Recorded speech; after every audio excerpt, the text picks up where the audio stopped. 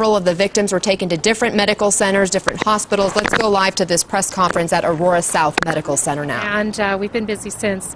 I'm going to turn the microphone immediately over to Dr. Frank Lansville. He is the director of the emergency services at the Medical Center of Aurora, and he's going to brief you on the status of the patients. One thing we do want to get out to you, if there are family members or friends looking for status of patients, the phone number for them to call is 303-872-5292. That's the best number for them to call. Again, it's 303-872-5292. And I'm going to pass this over to Dr. Lansville, and he can give you a status update. Good morning. We started receiving patients at about 1 o'clock this morning. Some of the initial patients arrived by police vehicle, and some of the most critically ill were immediately seen and evaluated and taken to surgery. We received a total of 15 patients from this incident, 12 of which had gunshot wounds, 3 of which had some sort of fume chemical exposure. At this point, we've admitted 7 patients to the hospital. 4, as I said, have gone to the operating room emergently, and I'm happy to say that those patients are alive. We've had no fatalities so far. We have 2 pending surgery this morning as well. We've had 4 total patients discharged. We don't anticipate any further patients from this incident, but we're always prepared. As a Level 2 trauma center, we have an internal disaster program that we activated shortly after 1 a.m., and we were able to mobilize trauma surgeons and emergency physicians and staff from the rest of the hospital to attend to our most critically ill patients. And again, I'm happy to say that we've had no fatalities so far. So if I could answer any questions you may have.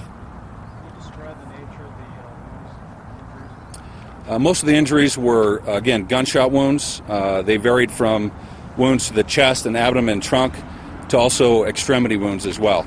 And they appear to be of certainly high caliber. How are the medical staff holding up? We talked earlier about how nobody's ever seen anything like this.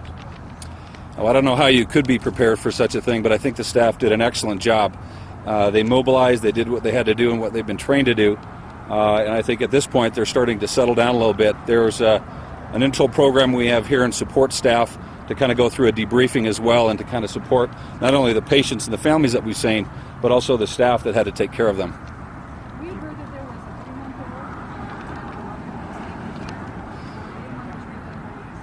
3-month-old. At this point, I don't have any information on anybody who's that young that was seen at this facility.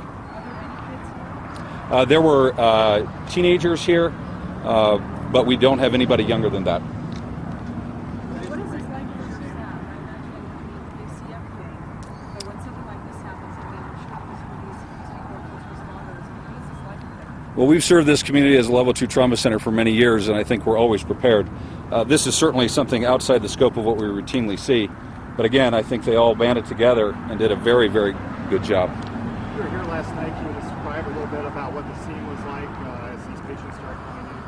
I think there's a lot of uncertainty at the initial stages, and so there was a lot of chaos at the beginning, but everybody settled down and we actually took the patients rather rapidly, assessed them, assessed their needs, and many of which were treated immediately and then taken to surgery.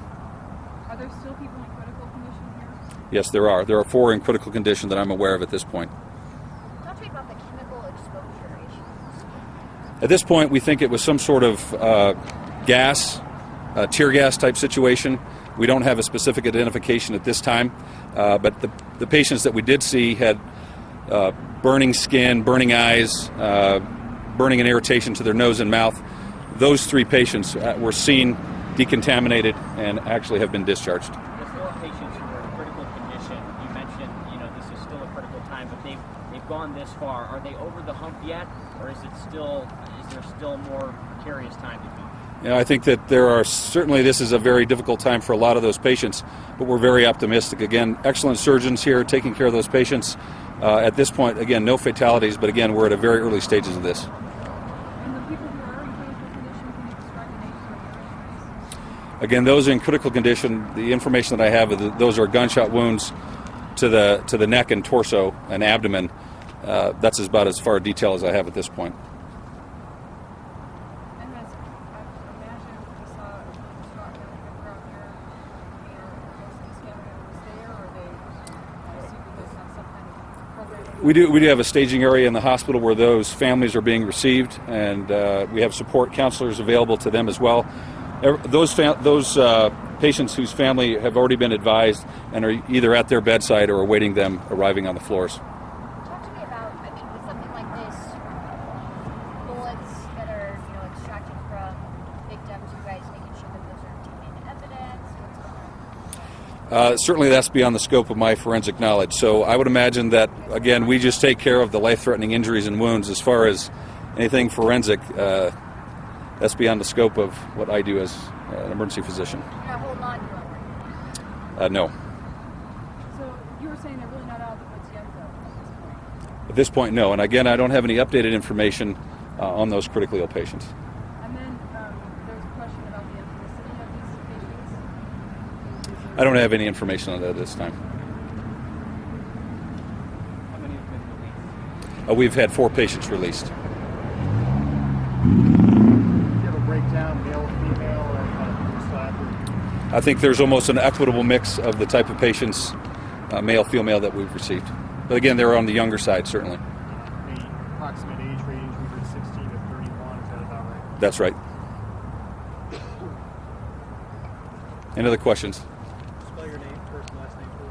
Frank Lansville, Lansville. We had a total of 15 patients received from this incident. Thank you. Let me make a correction to the phone number I gave out earlier for patients and family. It's 303-873-5292, 873-5292. And that's for family or friends looking for an update on patients that might be here at the hospital. Yes, we're going to do a briefing at 9:30. Yes, we're going to be doing another briefing at 9:30. What do you guys think that you'll be doing with that? Will it be just an update? All right, this is It'll be an update of where we are with the status of the patients. We're not expecting to see any more patients at this time, but it'll be a status on what we know.